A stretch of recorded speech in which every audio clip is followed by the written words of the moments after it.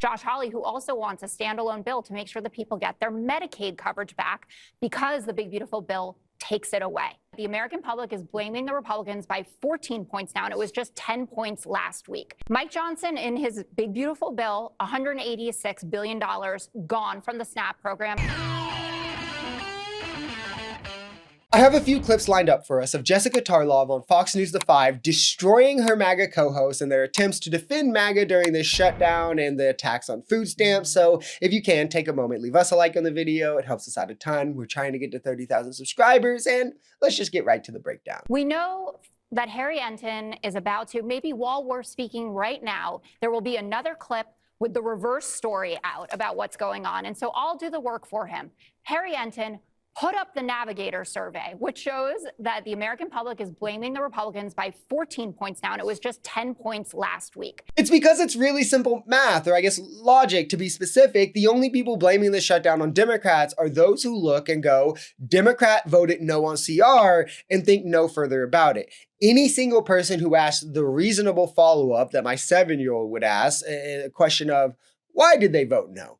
Instantly gets the game given away to them. To garner votes, you have to negotiate. To negotiate, you make concessions, you compromise. Republicans are pretending a small 3-seat majority means they don't have to do any of this, despite Democrats doing it with a larger majority just 3 years ago. And because of their unwillingness to negotiate or compromise, I mean, they wouldn't even meet with Democrats until literally the night before the shutdown. And then they did so with Trump 2028 hats on the desk.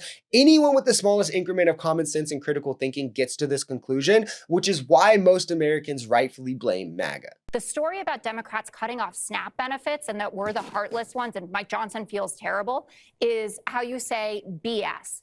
Mike Johnson, in his big, beautiful bill, $186 billion gone from the SNAP program. And in the 2018 shutdown, Donald Trump made sure that people got their SNAP benefits because he knows that it's important. And that's why Josh Hawley wants to have a standalone bill about SNAP. Josh Hawley, who also wants a standalone bill to make sure that people get their Medicaid coverage back because the big, beautiful bill takes it away. And I think this is actually a core disconnect. MAGA, Republicans, they see it as losing if they concede anything, when in reality, that's just how it works. Democracy is built on compromise. They do have the leverage. They do have to concede less, but they do have to concede something. What they are trying to do is concede nothing and expect Democrats to fall in line if they bully them or put it in front of Americans enough. And Jessica is spot on here as well. The people booting over 3 million individuals off of food stamps, including removing exemptions for veterans, the homeless, those caring for an elderly family member who's sick or dying, while moving the qualifications in a way that some working people won't be able to get them, some schools won't be able to have their free lunch programs,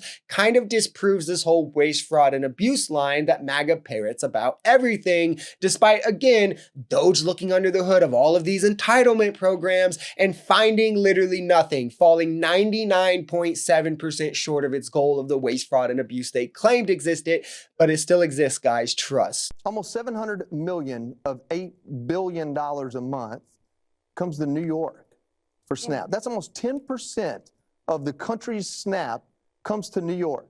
And that's before Mamdani becomes mayor of this place. I mean, I think you said a few seconds ago, why are people on SNAP? Why do they continue to need to be on SNAP? And maybe it does need things like work requirements that are so difficult. I think it's important to clear a few things up because these kind of stereotypes or stigmatisms that they're putting on people with food stamps is disgusting. Like, people will work 2 jobs and still get food stamps, right? I'm an RBT. I've worked in a home with someone with 4 kids. Both parents worked, had to get food stamps, right? People on Social Security who are literally unable to work get food stamps. Homeless people get food stamps. Veterans with PTSD that prohibits them from working to the capacity of others get food stamps. Republicans cut exemptions for all of these people. None of these people are lazy on a couch, any of the things that they want to say. None of these people are fraudulently abusing the system. None of that. Republicans cut all of it, right?